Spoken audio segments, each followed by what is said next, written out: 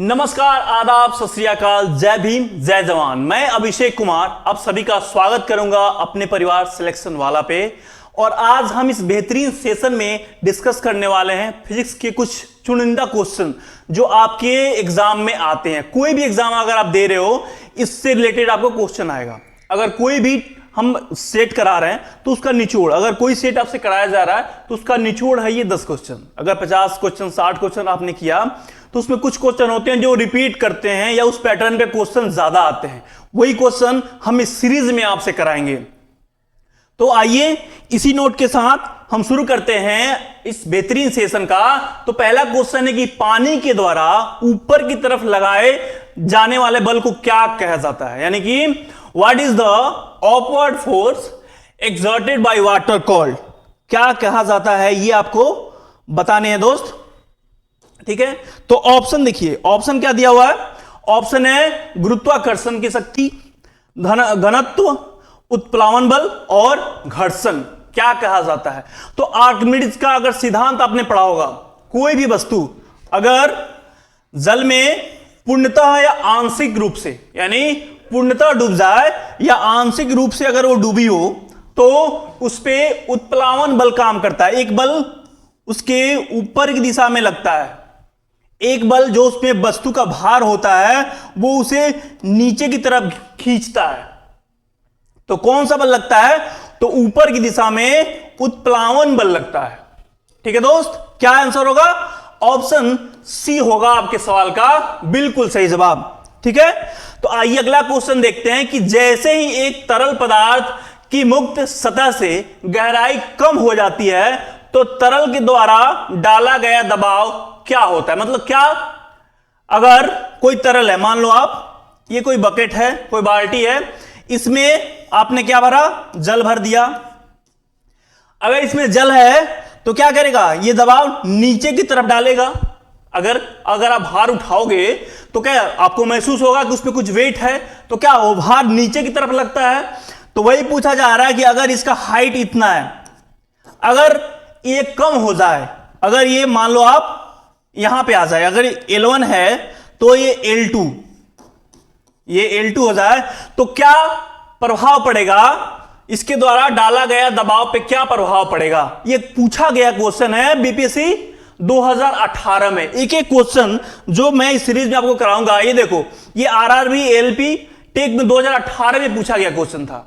ठीक है, तो ये देखो आप, तो क्या होगा, अपरिवर्तित रहता है या शून्य हो जाता है या कम हो जाता है या बढ़ जाता है। क्या होगा, तो कम हो जाएगा दोस्त। क्या होगा, कम हो जाता है। क्यों कम हो जाता है, क्योंकि ये लेंथ कम हो जाता है। तो जितना ज्यादा होगा उतना ज्यादा क्या करेगा, वो दबाव नीचे डालता है। ठीक है, आइए आगे बढ़ते हैं कि डॉट में वृद्धि के साथ एक ठोस के द्वारा डाले गए दबाव में कमी आती है।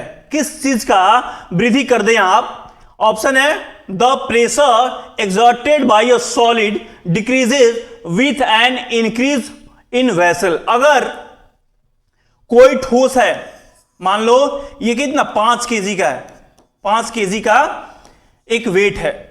ठीक है, अगर इसमें क्या बढ़ा दिया जाए कि इसके द्वारा डाला गया दबाव कम हो जाएगा। ऑप्शन है वेग, क्षेत्रफल, संवेग या बल, क्या बढ़ाया जाएगा। तो अगर आपने देखा हो 5 किलो का अगर वेट आपने उठाया हो तो भारी लगता है, लेकिन वही 5 केजी का कोई ऐसे पतला सा कोई बड़ा सा हो तो उसका वेट कम हो जाता है। तो कैसे, तो क्षेत्रफल, जैसे जैसे क्षेत्रफल बढ़ता है ठोस का, वैसे वैसे क्या कम हो जाता है, तो एक ठोस के द्वारा डाले गए दबाव में कमी आ जाती है। क्या आ जाती है, उसके द्वारा डाले गए, ठीक है, कमी आ जाती है। जो इसमें यहां पे होगा क्या, तो क्षेत्रफल में वृद्धि के साथ एक ठोस के द्वारा डाले गए दबाव में कमी आती है। तो ऐसे देखो आप, दबाव का फॉर्मूला क्या होता है, दबाव का फॉर्मूला क्या होता है, दबाव का फॉर्मूला बल बटा क्षेत्रफल। बल बटा क्षेत्रफल। तो जैसे जैसे क्षेत्रफल बढ़ेगा दबाव घट जाएगा। क्यों घट जाएगा? क्योंकि ये यूनिवर्सली प्रोपोर्शनल है। ठीक है, जैसे जैसे क्षेत्रफल बढ़ेगा इसके द्वारा डाला गया दबाव कम हो जाएगा। क्लियर है दोस्त? आइए आगे बढ़ते हैं अपने एक और क्वेश्चन की तरफ कि उत्क्षेप बल और भार कार्य करते हैं, यानी expulsion force and load do the work. कैसे काम करते हैं? तो ऑप्शन है नीचे की ओर, विपरीत दिशा की ओर, ऊपर की ओर और समान दिशा में। ये दोनों, ये क्या है? उत्क्षेप बल और भार। ठीक है, ये बीएससीसी एग्जाम में पूछा गया था। कब? तो 2013 में ये क्वेश्चन आपसे पूछा गया था दोस्त। ठीक है, तो मैं बताया आपको कि पानी है, कोई भी वस्तु पानी में या अर्ध डूब जाए या पूर्ण रूप से डूबी हुई है तो उस पर दो बल काम करते हैं। एक उसके ऊपर की तरफ, उसका वेट जो है उसको नीचे की तरफ खींचता है। अगर ये उत्क्षेप बल या उत्प्लावन बल अगर इसके वेट से ज्यादा हो तो वस्तु तैरने लगती है। तो वही पूछा जा रहा है ये काम कैसे करते हैं। तो ये ऊपर की तरफ और ये नीचे की तरफ, यानी दोनों विपरीत दिशाओं में काम करते हैं। क्लियर है दोस्त? कैसे? तो दोनों विपरीत दिशाओं में काम करते हैं। क्लियर है? आइए आगे बढ़ जाते हैं अपने अगले क्वेश्चन की तरफ कि यदि आप एक गिलास को पानी और बर्फ से पूरी तरह से भरते हैं और बर्फ पूरी तरह गल जाती है तो क्या होता है? यानी what happens if you fill a glass completely with water and ice and the snow melt completely. क्या होगा? ये आरआरबी जेईई में 2019 में आपसे पूछा गया क्वेश्चन है दोस्त। ठीक है, तो ऑप्शन है जल बाहर बहने लगेगा। ठीक है, अगला ऑप्शन है कि सारी बर्फ तली में बैठ जाएगी। उसके बाद अगला क्वेश्चन है कि जल स्तर पूर्ववत रहेगा, यानी कि कोई चेंजेज उसमें नहीं होंगे। उसके बाद अगला क्वेश्चन है कि बर्फ गलने के साथ साथ जल स्तर कम हो जाएगा। ठीक है, आप मान लो ये ग्लास है, ठीक है, आपने इसमें कुछ वाटर रखा है और कुछ बर्फ रखा है। तो बर्फ क्या होगा? ये पानी के ऊपर तैरता है। बर्फ जब भी होगा ये पानी के ऊपर तैरता है, आपको पता है। तो बर्फ होगा तो इनके बीच में क्या होगा? एयर होगा। बर्फ कंप्लीटली तो फिल नहीं होता ना, जैसे पानी ग्लास में फिल है वैसे बर्फ तो नहीं होगा, क्योंकि उसके बीच में क्या होगा? एयर होगा। तो जब आपने पढ़ा होगा आर्किमिडीज का सिद्धांत, तो उसमें बताया गया कि जैसे जैसे ये पदार्थ गलता है ये क्या करता है? एयर को रिप्लेस कर देता है। एयर को क्या करता है? रिप्लेस कर देगा। यानी जहां पे हवा होगी ये पिघलेगा तो एयर वहां से निकल जाएगी और पानी वहां पे भर जाएगा। तो क्या होगा? एयर को ये रिप्लेस करेगा और उसके आयतन में कोई चेंजेस नहीं आते हैं। तो क्या होगा? जल स्तर जो है वो ज्यों का त्यों बना रहेगा, यानी कोई चेंजेस नहीं आएंगी। पानी ना बढ़ेगा ना घटेगा, जितना जल स्तर है उतना रहेगा। क्लियर है? आइए आगे बढ़ते हैं। यदि कोई वस्तु तैरती है तो वस्तु पर जल के द्वारा लगाया जाने वाला उत्क्षेप बल या क्या बोलते हैं? उत्प्लावन बल क्या होगा? यानी the expulsive force exerted by water on an object if it float. तो क्या होगा? अगर कोई वस्तु तैर रही, यानी पानी है ये, और आप उस पर तैर रहे हैं, ठीक है, तो एक्सपल्सिव फोर्स जो हो रहा है वो क्या है? कैसे लग रहा है? वस्तु के भार से कम लग रहा है या शून्य, कोई एक्सपल्सिव फोर्स ही नहीं लग रहा है, या वस्तु के भार के बराबर लग रहा है, या वस्तु के भार से अधिक लग रहा है। तो जब भी भार, देखो भार क्या नीचे काम कर रहा है, अभी मैंने बताया, और जो ये एक्सपल्सिव फोर्स होता है ये ऊपर की तरफ ये धक्का देता है। यानी कोई भी तरल कोई भी लिक्विड होता है वो क्या करता है? एक फोर्स लगाता है, एक्सपल्सिव फोर्स लगाता है ऊपर की तरफ। तो क्या करता है? वस्तु को डूबने नहीं देता और वस्तु का जो वेट होता है वो नीचे की तरफ खींचता है, यानी दोनों विपरीत दिशा में काम करते हैं। तो जब ये इससे ज्यादा होगा तभी ना तैरेगा ये, अगर ये ज्यादा हो गया तो डुबो देगा। तो ये होता है, क्या होता है कि वस्तु के भार से अधिक होगा तभी वो वस्तु तैरेगी, और यह हमेशा इसके आयतन पे डिपेंड करता है। अगर 5 किलो का आप जो वेट करने के लिए आप यूज करते हैं उसको डालोगे पानी में डूब जाएगा। देखिए 5 केजी का एक पत्थर टाइप का जो होता है जिससे जो उसको डालोगे तो वो नहीं डूबेगा, वो तैरेगा। तो हमेशा क्या होगा, इसके आयतन पे डिपेंड करता है। ठीक है दोस्त, तो क्या आंसर होगा, वस्तु के भार से अधिक होता है तभी वस्तु तैरती है। क्या, एक्सपल्सिव फोर्स, जिसे आप क्या बोलते हो, उत्प्लावन बल।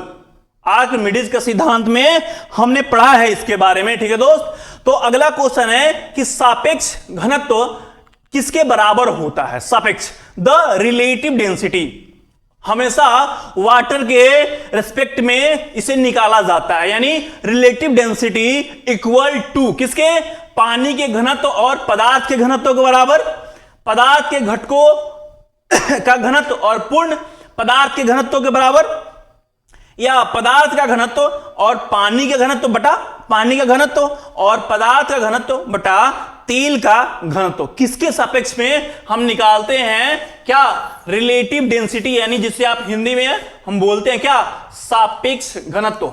कब पूछा गया है क्वेश्चन, तो आरआरबी एलपी टेक 2018 में आपसे पूछा गया था दोस्त। ठीक है, तो हमेशा पानी जब सापेक्ष आपसे पूछा जाए, जब भी आपसे सापेक्ष घनत्व पूछा जाए तो कैसे निकालते हो सापेक्ष घनत्व, ये हमेशा 4 डिग्री सेंटीग्रेड या 39.2 फ़ारेनहाइट पे निकाला जाता है।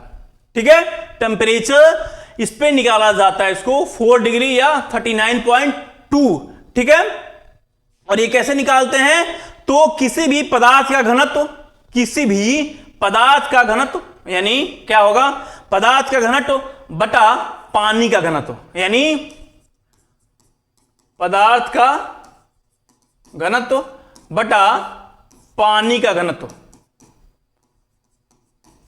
और कंडीशन क्या है, तो 4 डिग्री टेम्परेचर। ठीक है दोस्त, याद रखेंगे। तो क्या होगा, तो जिस भी पदार्थ का घनत्व आपको निकालना है, क्या, रिलेटिव डेंसिटी, वो हमेशा ऊपर रहेगा, आप याद रखेंगे, और पानी का डेंसिटी हमेशा नीचे रहेगा। यानी जो भी पदार्थ हो, अगर पदार्थ ये है तो नीचे क्या होगा, वाटर का डेंसिटी। ठीक है, ओके, आगे बढ़ते हैं कि एक ब्लॉटिंग पेपर स्याही को कैसे सोखता है। कोई ब्लॉटिंग पेपर जो होता है उस पे आप क्या करोगे, स्याही डाल दो तो थोड़ी देर के बाद क्या करता है, सूख लेता है। How does a blotting paper absorb ink, ink को कैसे वो एब्जॉर्ब करता है, ये आपको बताने हैं। ऑप्शन है, अच्छा देखो, ये ग्रुप डी में पूछा गया था क्वेश्चन, कब, 2018 में। कैसे कैसे क्वेश्चन आपसे पूछा जाता है, साइंस का क्वेश्चन कैसे ट्विस्ट किया जाता है। तो ऑप्शन है, स्याही सुखाकर, आप अगर जनरल भाषा में बोलोगे तो आप बोलोगे सूख जा रहा है, अगर आप इस पर डाल रहे हो तो सूख ले रहा है। कैसे सूख रहा है, तो नेक्स्ट ऑप्शन देखो आप, कोशिका कैपिलरी क्रिया। ठीक है, उसके बाद ठोसकरण की क्रिया, और अगला है वाष्पीकरण की क्रिया। वाष्पीकरण कब होता है, जब आप धूप में किसी चीज को रखते हो तो क्या होगा, धूप जो सूर्य की किरण होती है उससे गर्म होकर वो वाष्प में परिवर्तित हो जाता है और वो उड़ जाता है, तो ये वाष्पीकरण। तो यहां पे क्या हो रहा है, तो ये जो ब्लॉटिंग पेपर होता है इसमें छिद्र होते हैं, पतले पतले छिद्र होते हैं, और कोशिका क्रिया इसी को बोलते हैं, छोटी छोटी कोशिका होती है उसमें सूख लेता है वो। ठीक है, तो कोशिका या कैपिलरी क्रिया इसको बोलते हैं। क्या आंसर होगा, ऑप्शन बी होगा आपके सवाल का बिल्कुल सही जवाब। ठीक है दोस्त, अच्छा अगला क्वेश्चन, कि जल की गिरती हुई बूंद किस गुण धर्म के कारण गोलाकार होती है। आपने देखा होगा जब भी पानी ऊंचाई से गिरता है तो हमेशा गोल, कैसे, जल की बूंद हमेशा गोल होती हैं। तो किस गुण धर्म, यानी कि due to which property of falling drop of water is spherical, क्यों होता है हमेशा। आप अगर ओस की बूंदे ठंड के दिनों में अगर आप देखे हो, ओस क्या होता है, एकदम छोटा छोटा, तो क्यों होता है। ये क्वेश्चन आपसे आरआरबी एएलपी टेक 2014 में पूछा गया था। ठीक है, तो ऑप्शन है, जल की पृष्ठीय तनय, जल की संपीडनशीलता के कारण, जल की कोशिकत्व और जल की सयानता। किसके कारण, तो जब हाइट से कोई भी वस्तु गिरती है तो उस पर क्या लगता है, ग्रेविटी लगती है। ग्रेविटी वही तो खींचती है अपने तरफ नीचे। ठीक है, तो जब भी नीचे की तरफ खींचती है और इसमें क्या होता है, पृष्ठीय तनन यानी सरफेस टेंशन जिसको हम बोलते हैं, क्या बोलते हैं, सरफेस टेंशन, सरफेस टेंशन, उसके कारण क्या होता है, वो उसका आकार गोल हो जाता है। ठीक है, और यही सरफेस टेंशन है जो कि पतली सी सुई अगर आप पानी में डालते हो तो वो तैरने लगती है। क्यों, यही सरफेस टेंशन वहां पे काम करता है। ठीक है, अगर आपने देखा होगा कि सर्फ को अगर पानी में आप डालोगे तो बड़ा बड़ा बुलबुला गोल गोल बनता है। क्यों बनता है, क्योंकि क्या करता है, वो सरफेस टेंशन को कम कर देता है। सरफेस टेंशन कम हो जाता है तो बहुत बड़ा बड़ा फूलने लगता है। अगर कोई गरम गरम, अगर आपने कभी ये गरम चाय या गरम कोई भी खाना खा रहे हो तो क्या होता है, वो क्या सरफेस टेंशन उसमें कम होता है गर्मी के कारण, जिससे वो पूरी जीभ पे फैल जाता है। तो गरम खाना क्या होता है, हमेशा स्वादिष्ट लगता है। ठीक है दोस्त, तो क्या होगा, जल की पृष्ठीय तनन के कारण, ये सरफेस टेंशन हम जिसे बोलते हैं, उसके कारण क्या होता है, उसका शेप स्फेरिकल होता है। अगला क्वेश्चन देखते हैं कि किस सिद्धांत या नियम के आधार पर वस्तुएं पानी में तैरती हैं, यानी कि on which basis, on the basis of which principle और law do the object floats in water. पानी में किसने बताया था, ऑप्शन है न्यूटन की गति का तीसरा नियम। ऑप्शन ये पूछा गया बीपीएससी प्री एग्जाम में, री एग्जाम 2020 में जो हुआ था, बीपीएससी ने लिया था, यानी 66वां बीपीएससी में पूछा गया ये क्वेश्चन है प्री में दोस्त। ठीक है, ऑप्शन है न्यूटन के तीसरा नियम, फैराडे के नियम, आर्किमिडीज का सिद्धांत या ओम का नियम। तो ये उत्प्लावन बल, आपने जैसे मैं बताया कि उत्प्लावन बल के कारण क्या होता है, तैरता है। और ये आर्किमिडीज का सिद्धांत किसने, आर्किमिडीज ने दिया था, तो इसी के सिद्धांत पे ये काम करता है। ठीक है दोस्त, तो आज के इस क्वेश्चन में, आज के सेशन में माफ कीजिएगा, मैंने आपको 11 क्वेश्चन कराए। अगर ये सारा क्वेश्चन हमारा जो सेट था उसका एक निचोड़ था। इस टाइप के क्वेश्चन आप देख रहे हो हमेशा एग्जाम में आते हैं। तो सुबह में 7 बजे आप हमसे जुड़िएगा, मैं बेहतरीन सेशन आपके लिए लेके आने वाला हूं। ठीक है, तो आज के सेशन में यहीं तक है, कल मिलेंगे हम आपसे फिर से। तो जय हिंद दोस्तों।